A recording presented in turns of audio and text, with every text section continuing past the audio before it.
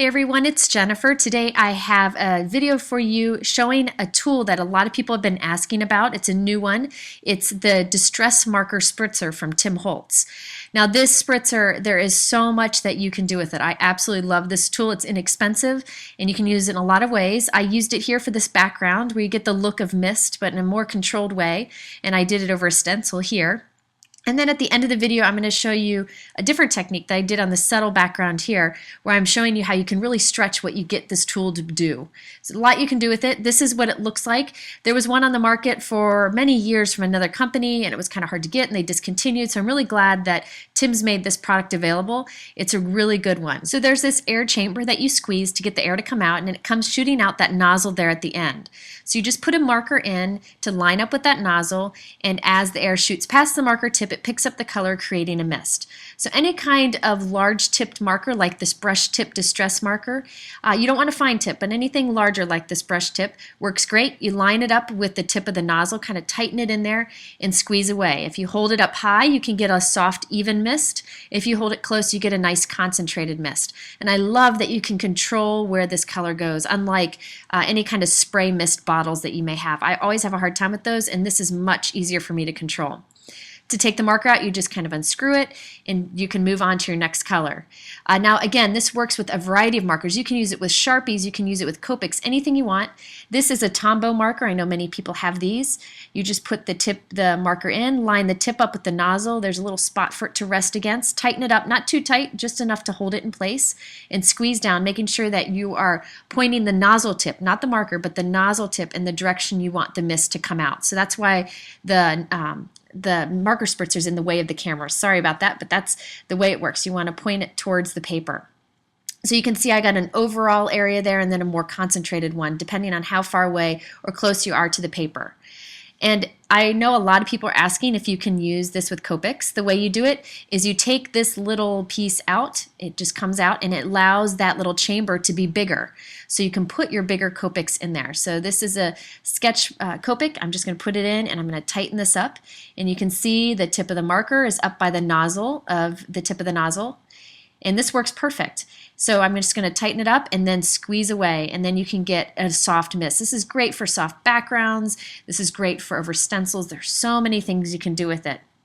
And again, you get nice control, whereas the bottle mists are harder to control. You can also play around with how far the tip of your marker sticks out in front of the nozzle to kind of control how much color is coming out. I encourage you to get this tool and to kind of play with it and see what works best for you. So I just kind of put it right in front of the nozzle and just spray away, and you get great color coverage. I just love this tool. Now, if you watch any of my videos, you know I love the Wink of Stella markers. They're like a glitter pen or glitter marker that you can brush on. The tip of this is like a brush, so it's kind of like a water brush type of barrel here, and it works great with the spritzer too. I just put it in, line the tip up with the tip of the nozzle, and just spray away, and you end up with a great kind of shimmery mist. It's very subtle, but it's just beautiful.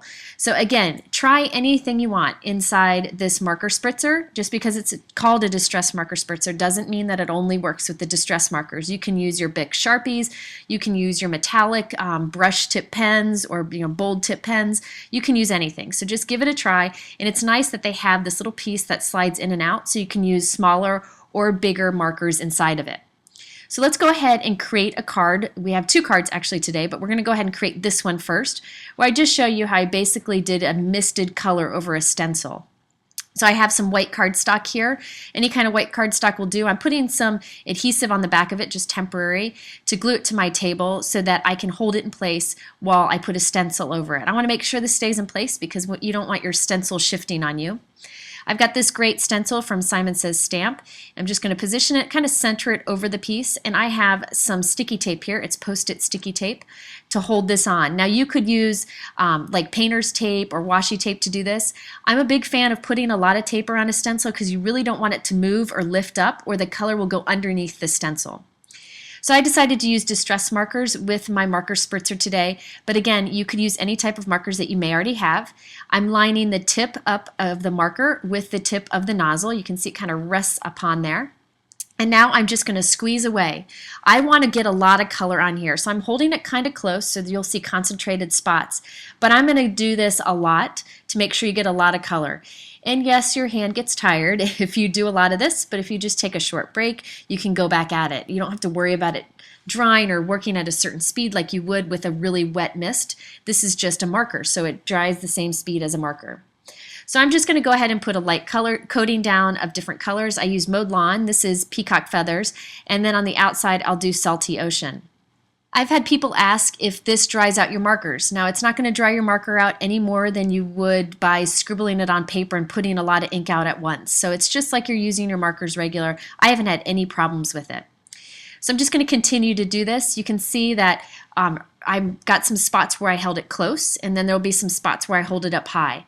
But the key to this is you want to make sure that your nozzle is pointing in the direction of where you want the color to go. You don't want to point your marker in the direction because that won't work for you. The air is coming out of the nozzle. So it really is quite easy to use, and you can really control where your color is going. Something like this where I'm doing one color in the middle, then another color, and then another color on the outside, this would be really hard to do with regular spray mist bottles. Now I just peeled up my stencil to see how the color's going down, and I decided I wanted some more color.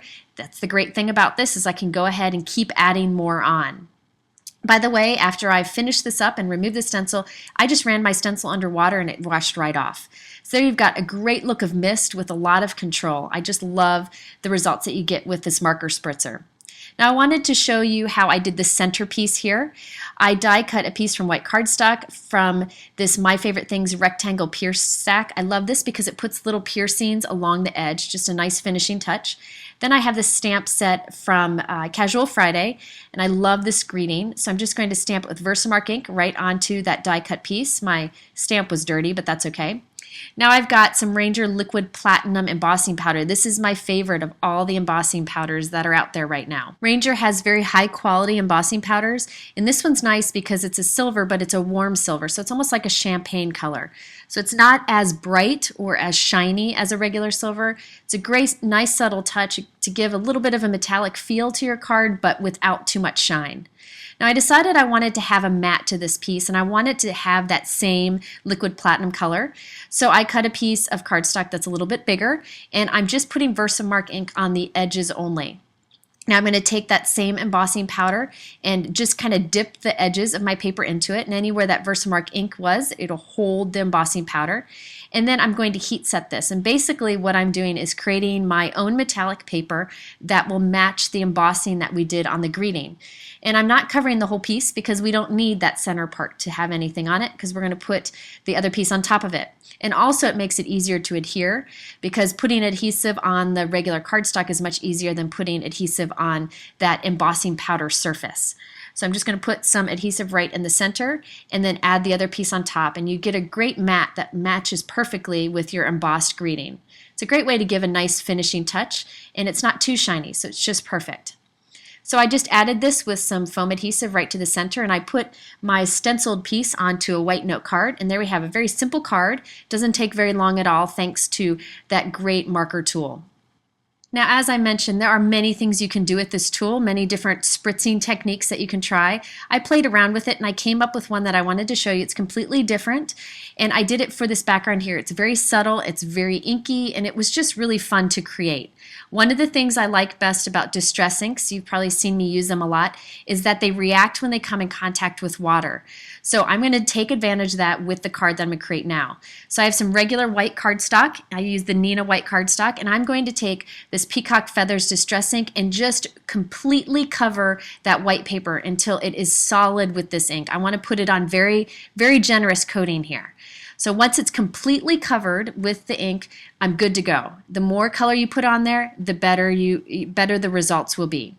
So now I've decided I wanted to add a little bit of other color on the edge. So I've got my fun new mini ink blending tool. By the way, this one's a little bit smaller than the old ink blending tool, and I like it a lot. You can get smaller areas, you can do fun techniques with stenciling, and I'm going to be using these a lot more now. I just love how well they apply ink. And I'm just going in with Salty Ocean, which is a great kind of royal blue color, and applying some ink to the edge just for just a little bit of interest. It really doesn't add much. So now I want to temporarily adhere this to my table because I'm going to use a stencil.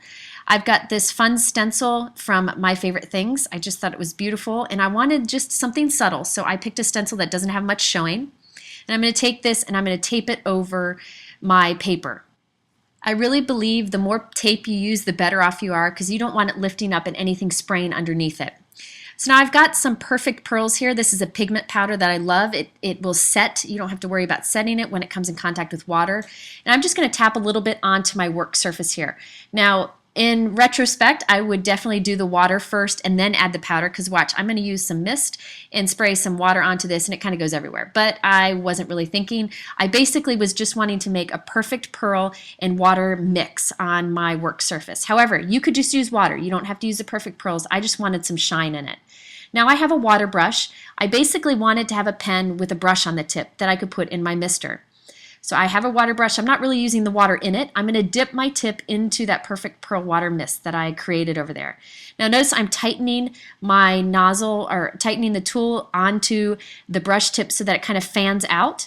I just think this gives better results. And I'm going to dip the tip into that Perfect Pearl water. I'm going to give it one squeeze off of my project and then start misting over my project. And I'll keep going back and adding more to the tip of my brush. Now the reason I do the first mist off is sometimes like a big drop comes off and I don't want that big drop on my project. I just want fine mist on my project. So what I'm doing is misting over the stencil, and wherever that water does hit that inked background, it's going to react and kind of move a little bit. Now it's not going to be intense because we're using a light mist, but it's just enough to kind of change how that inked background looks in all of these open areas of the stencil. The Perfect Pearl will give it a little bit of shine, and the water will kind of just make it change a little bit, make it a little bit darker or lighter in those areas. Now, the reason I didn't use a spray bottle is you might get some water, too much water on there and it would creep under the stencil. I wanted it to be subtle. You could also dab water over it, but I love the look of that mist. It's very subtle and it will intensify as this background dries. So I didn't want to wait for it because I'm impatient, so I just heat set it, and there you've got that fun, soft background. I really like the stencil because it doesn't have much going on, and you can really keep the interest just on that little bit of shine that we're adding. So now I've created another panel just like the one before with this embossed greeting.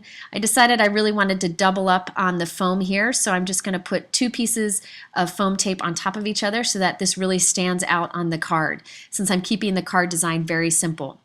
It's hard to see the shine that you get from that Perfect Pearls that we mixed in with the water and sprayed with the marker mister, but it's there and it just adds a little bit of interest. It's very subtle background, but I just wanted to show you that you can really do a lot with that marker spritzer. You can really stretch what it's intended to do.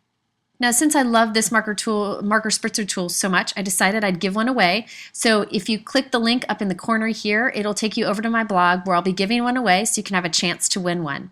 Now, before we go, I wanted to show you another example that I created using the marker spritzer. This card is actually from our recent online card class called Stenciled, which if you go to my blog by clicking on the corner here, I'll take you to information about that class. I used the marker spritzer again on this card, but what I wanted to show you is see that soft edge across the top there? That's one of the great things about the marker spritzer. Because I can control how much color I'm putting down, I can kind of make it look like that stenciled edge just kind of fades off. It's a great thing about this tool, and that would be hard to achieve with other kind of color mediums like mists or an inking tool. So that's just another example of the things that you can do with the marker spritzer. Now, if you're interested in any of the products that I've used today, you can look at the YouTube description below. They're linked there.